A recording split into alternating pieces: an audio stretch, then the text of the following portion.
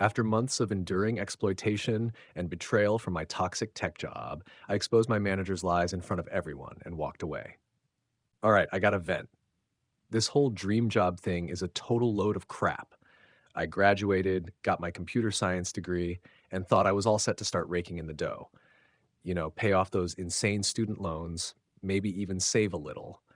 But no, life decided to hit me with a reality check instead. So I'm working as a junior developer at this tech company in Silicon Valley. They offered me a salary, right? A whole $45 a year. Yeah, that might sound like a lot if you're living anywhere but Silicon Valley. Here, it's a joke. I'm barely scraping by. Like, I get that I'm new and all, but this is supposed to be tech, the industry where they toss money around. Well, not to me, apparently. I've had to choose between paying bills and eating on more than one occasion. I'd like to see my boss try living on that. I'd bet he spends more than that on his stupid golf club membership. No way I can afford a car on that salary. I'm stuck taking the BART from Fremont because that's where I managed to find a halfway affordable place to live. Even then, I can't afford my own spot, so I'm stuck sharing an apartment with two other guys. One of them, Dave, is hardly ever there.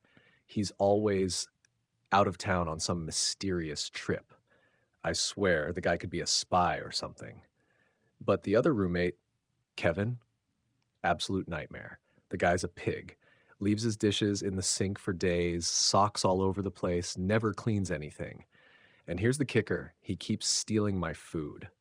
I mean, I'm just trying to survive on cheap frozen meals and instant noodles, and every time I go to the fridge, something's missing. I confronted him once, and he just shrugged like he had no clue what I was talking about. Total denial. I swear, one day I'm going to catch him in the act and just lose it. It doesn't help that my parents can't really support me either. They spent everything they had on my college tuition. I get it. They did what they could, and I appreciate it. But that means I'm completely on my own now. No backup plan, no emergency fund. Just me, my crappy paycheck, and this miserable job. And the job? Holy hell. It's like walking into some twisted version of The Office. Except imagine if everyone in the office was mean, incompetent, and 100 times more frustrating. There's this guy, Greg, who's supposed to be my mentor. He's been there forever, probably has a cubicle fossilized with old tech magazines or something. Uh, I asked him for help once, just trying to figure out a piece of code that was giving me trouble, and he gave me this look like I just asked him to solve world hunger. He sighed, rolled his eyes, and said, "Figure it out." That's his catchphrase, I think. Figure it out. He probably has it embroidered on a pillow at home. Then there's Sarah, my manager. She's like the self-appointed queen of hustle culture. She's always sending these motivational emails about how we're all family here and how teamwork makes the dream work, but it's all total BS. The second something goes wrong, she's throwing people under the bus faster than you can blink. I swear, I've seen her get a guy written up just because he made a tiny mistake in a report. She acts like she's our best friend, but she'd step over any one of us if it meant impressing the higher-ups. And then there's Jason. Good old Jason, the guy who's been here maybe a year longer than me, but he acts like he's some kind of seasoned veteran. He's constantly bragging about how he worked back-to-back shifts or slept under his desk. I'm sitting there thinking, dude, that's not something to be proud of. That's just sad. But he seems to think it makes him some kind of hero. Every time I see him, I just want to smack him and tell him to go home and take a shower. They keep piling on projects that are way above my pay grade, but there's no guidance. They give me vague instructions and expect miracles. I'm clocking 80-hour weeks just trying to keep up, and for what? No overtime, no bonuses, just the same pitiful paycheck every 2 weeks. It's like they expect me to pull magic tricks out of my ass just because I'm the young, new guy. And I can't even afford to eat properly. Half the time, I'm living off ramen and stale bread because that's all I can afford after rent, utilities, and the endless expenses that keep popping up. The commute itself is a nightmare. I spend nearly 2 hours each way on the BART packed in like a sardine with people who clearly haven't heard of deodorant. It's almost laughable how I get to work already exhausted and miserable, only to spend my entire day in a fluorescent lit prison surrounded by people I can't stand. By the time I get home, it's dark, and I'm too tired to even think about anything except collapsing on my bed. I used to be excited about this job, about the idea of working in tech and being part of something cool and innovative, but it's all just smoke and mirrors. I'm not building the future. I'm barely surviving the present. Every day it feels like I'm trapped in this endless cycle of stress and exhaustion. And for what? So the higher ups can rake in the cash while I'm stuck here, choosing between food and electricity. Honestly, I don't know how much longer I can keep this up. I keep telling myself it's just a stepping stone, that I'll find something better, but right now, it feels like this whole tech dream was just a scam. So, after months of grinding through my own personal Silicon Valley hell, something crazy happened at work last week. For once, I actually managed to pull off something impressive. Not that it was easy or anything. No thanks to any of the so called team around me, I had to practically teach myself how to make it happen. But I pulled it off. Let me set the scene. A few weeks ago, Sarah, my manager, dumped a project on my desk with her usual spiel about how this was game changing and how everyone would need to go above and beyond. She loves saying that. Truth is, it was a total mess. Some client wanted us to design a new piece of software to streamline their data management system. They didn't really know what they wanted, and the brief was vague as hell. None of it made sense, and the documentation was garbage. Since Greg was supposed to be my mentor, yeah, right, I thought I'd ask him for some advice on how to approach it. Mistake number one. He basically shrugged and told me to just do whatever. That's how they operate here. They throw you into the deep end with a bunch of broken tools and expect you to somehow build a luxury yacht out of it. So, with nothing to go on, I had to figure it out myself. I spent hours every day after work and during weekends reading up on different coding languages and experimenting with frameworks I'd never used before. By some miracle, I started to piece together a solution. I realized there was a way to integrate a kind of automated reporting tool that would analyze the data in real time and make suggestions based on predictive algorithms. It was way beyond anything I'd done in school, but I was so tired of the grind and the endless crap that I actually got a bit obsessed with it. I mean, if I was going to be stuck doing 80-hour weeks, I might as well make it worth something, right? After 3 weeks of barely sleeping, eating more instant noodles than any human should ever eat, and practically living in my cubicle, I had a working prototype. I was honestly kind of proud of it. I mean, I didn't think I'd get anywhere close to pulling it off, and here I was with a tool that could genuinely change the way this client handled their data. I was pretty nervous about showing it to Greg, but I figured he'd be at least a little impressed. So I called him over, gave him a rundown, and showed him how it worked. And do you know what he did? He just stood there with his arms crossed, watching with this blank look on his face. When I finished, he barely even looked at me. He just muttered, "We don't need fancy bells and whistles," and walked away. That was it. Not a single word of feedback, let alone any sign of encouragement. Classic Greg. I was pissed, but I didn't have time to sit around and fume about it. Sarah came by a few hours later asking how the project was going, and before I could say anything, Greg jumped in and gave her this half-assed version of what I'd just shown him. She seemed impressed, which was weird considering she usually has the emotional range of a rock. Anyway, she told me to finish it up and send it over to the client. Fast forward a week, and we got an email from the client, practically gushing over the new tool. They were thrilled, said it was exactly what they needed and how it would save them thousands of hours of work. It was, hands down, the best feedback I'd seen since I started here. I actually started to feel a little proud, thinking maybe I'd finally earned some recognition. But then the big team meeting. Greg was suddenly all smiles and standing at the front of the room talking about our innovative approach and how we managed to deliver such an incredible product. It didn't take long to realize he was taking credit for everything. The project, the ideas, the implementation, he was claiming it all as if I'd just been some bystander. I looked around the room, hoping someone would realize what was happening, but most people weren't even paying attention. Sarah, though, looked like she'd just seen a unicorn. She was practically glowing, going on about how this was a major step forward for the company and how Greg had really come through. I couldn't believe it. I wanted to stand up and say something, anything, but I knew it wouldn't matter. Greg had already claimed it as his own, and if I tried to call him out, I'd just look like some whiny kid throwing a tantrum. So I sat there, silent, watching him bask in the glory of something he had absolutely nothing to do with. The worst part? Sarah made a point to congratulate him afterward, right in front of everyone, and hinted that there might be a bonus in it for him. A bonus.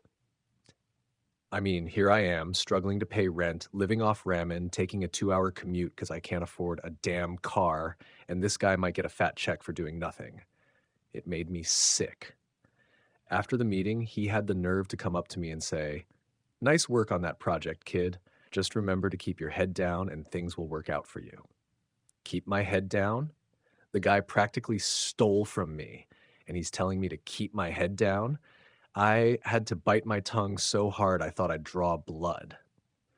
I walked back to my desk, and on the way there, I overheard Jason bragging to someone about how he'd worked on the project too, which was complete bull. I didn't even see him look at the code once. It was like everyone around here just decided they were going to claim a piece of my work for themselves. Back at my desk, I sat down and just stared at my screen. I felt completely empty. I'd poured everything I had into that project, hoping it might be my ticket out of this mess, maybe even get me some real recognition. But instead, I got nothing. Worse than nothing. I got robbed and then got told to keep my head down like I was some kind of pawn. Since then, I've been dragging myself through each day, trying not to let it get to me. But it's tough. I mean, what's the point in trying if everything you do is just going to get stolen by some washed up office hack?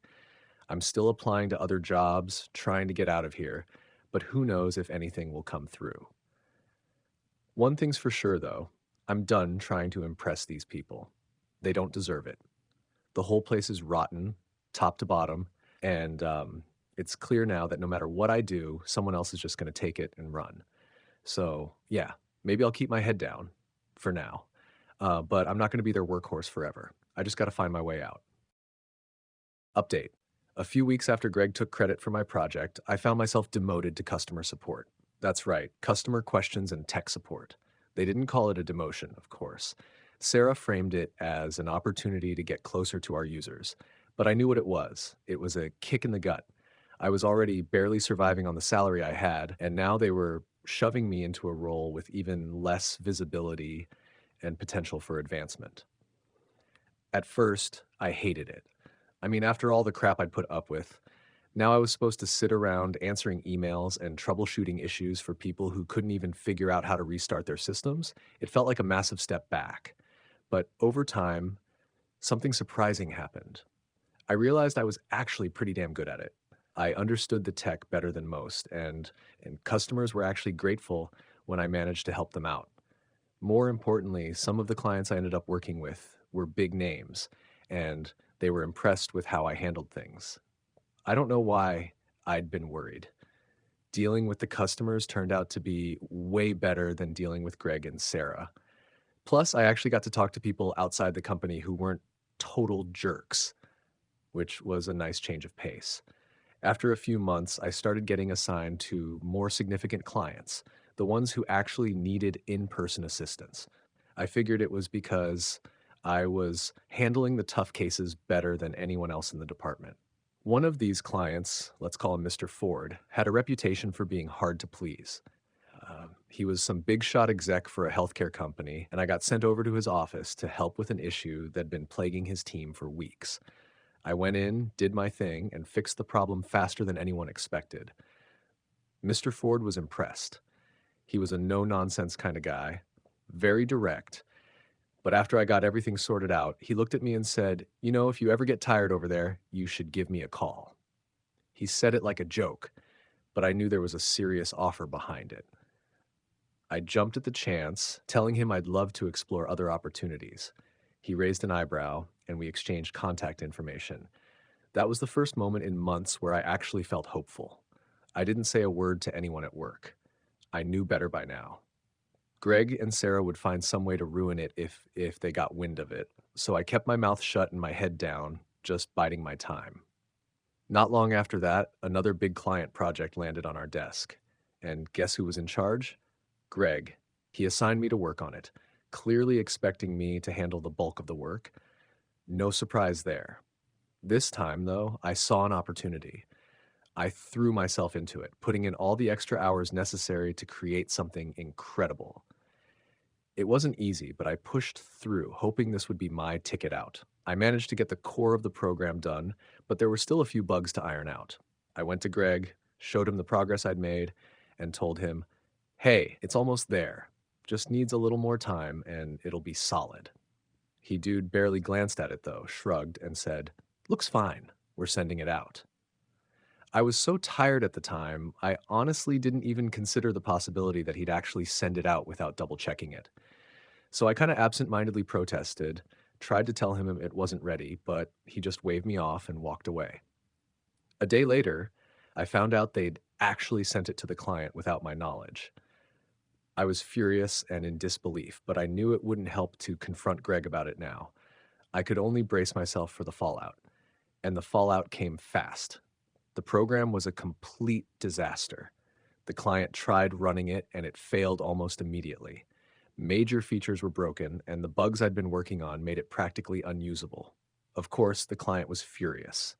Within hours, they'd called Sarah demanding a meeting to figure out what the hell had happened. In the meeting, Greg stood up, practically beaming, like he thought this was some kind of victory lap. I was dumbfounded. Was he actually about to take responsibility for this? I didn't know whether to laugh or cry. Then, right when I thought he might actually own up to his screw-up, he spun around and tried to pin it on me. He pointed in my direction, saying, I assigned this to our junior developer here. He assured me it was ready. Before he could finish, the client was livid. He started tearing into Greg, calling him incompetent and unprofessional. I could see Sarah's face going pale, and I knew this was my chance. I spoke up, keeping my tone calm, but with a clarity I hadn't felt in ages. Actually, I informed Greg that it wasn't ready, but he insisted on sending it anyway. I had asked for a bit more time to resolve the final bugs. The client turned his glare toward me, then back to Greg. The room was silent. Greg started sputtering, trying to talk his way out of it, but it was clear the damage was done. I guess the damage was pretty bad, because even Sarah's boss was at the meeting. He'd been quiet up until now, but looked like he was about to explode. He slammed his fist on the table and said, I've had enough of this. If this is how you're managing projects, we have a serious problem, Greg. I could see the panic in Greg's eyes as he realized the tables had turned. I'd never felt more vindicated. I took a deep breath, stood up, and said, you know what? I think this is a good time for me to say that I'm done here. I quit. They heard me, but I think everyone was more focused on the situation at hand, so there was barely any reaction. In hindsight, I think I could have done it at a better time, but overall, the meeting was a total mess. I could feel the tension in the air as the client tore into Greg, ripping him apart for sending out an unfinished project. Sarah stood there looking like she was watching her career go up in flames, and I just sat back, letting it all unfold. Then Greg turned to me, desperation written all over his face. You need to fix this. Now. I just stared at him for a second, trying not to laugh. I'd been waiting for this moment for months. I took a slow breath and said straight to his face, no, Greg, I don't think so. I already quit. I think finally letting the words flow, I felt way more confident than before. The look on his face was priceless. He froze, mouth open, like he couldn't process what I just said. I guess it hadn't occurred to him that I'd finally had enough of his crap. Sarah shifted uncomfortably, clearly thrown off by the turn of events, and then the client, still standing there with a pissed-off expression, turned to Sarah with a puzzled look. So wait, he said. Greg is supposed to be the head manager, right? Then why the hell is he demanding that a junior kid, who already quit by the way, clean up his mess? What kind of operation are you running here? I swear, the color drained from Greg's face. He looked like he was about to pass out, but he tried to stammer something in response. I wasn't interested in hearing any more of his pathetic excuses. I just wanted to get out of that nightmare for good. I stood up, grabbed my stuff, and without another glance, walked out of that miserable meeting room. I could hear them scrambling behind me, probably trying to figure out how they were going to salvage the mess Greg had made. Not my problem anymore. I was finally free from the bullshit, and damn, did it feel good. Probably final update. After I walked out of that office, I felt a strange mix of exhilaration and anxiety. Sure, I'd finally quit and told Greg off, but I'd also just left behind my only source of income. The reality of it all started to hit me as I made my way home. I'd been so caught up in finally escaping that I hadn't even stopped to think about what would come next. I had Mr. Ford's contact information, and I knew there was an opportunity there, but nothing was set in stone yet. That night, I emailed Mr. Ford, reminding him of his offer to talk if I was ever interested in a change. I tried to sound calm and collected, but honestly, I was nervous as hell. I'd put everything on the line by quitting, and if this didn't work out, I didn't know what I'd do. I barely slept, tossing and turning, replaying the day in my head and wondering if I'd made a huge mistake. The next morning, I woke up to a reply from Mr. Ford. He was short and to the point, but he wanted to meet. He suggested we get together at a coffee shop near his office to talk things over. My heart was racing as I got ready. I couldn't afford to screw this up. When I met him, Mr. Ford was surprisingly friendly, given how intense he'd been in our previous meetings. He cut right to the chase, asking me about my skills, what I was looking for, and why I'd left the company. I gave him the rundown, minus the profanity and the more personal stuff, and he nodded, taking it all in. After what felt like an eternity, he smiled and said, "I think we can make something work." It wasn't long before he offered me a role. It was a smaller company, but the pay was better, and most importantly, it was a place where I'd have room to grow. The position was more technical than my last one, and he was clear that it would be challenging, but I was up for it.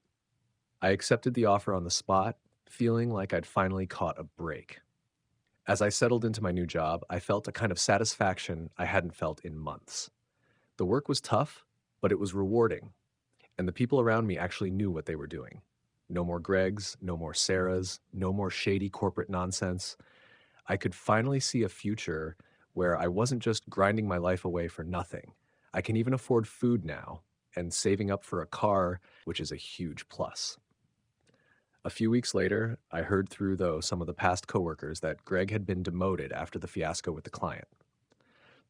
Turns out they'd traced the entire disaster back to him, and Sarah wasn't exactly eager to go down with him.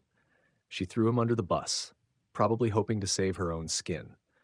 I couldn't help but laugh when I heard it. It was exactly the kind of poetic justice that Greg deserved.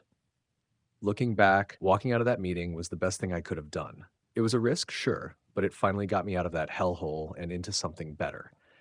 It felt damn good to finally be free, doing work that mattered, and surrounded by people who actually valued my skills. Some of you mentioned you want to know the company to avoid it, but I think I'd like to stay anonymous.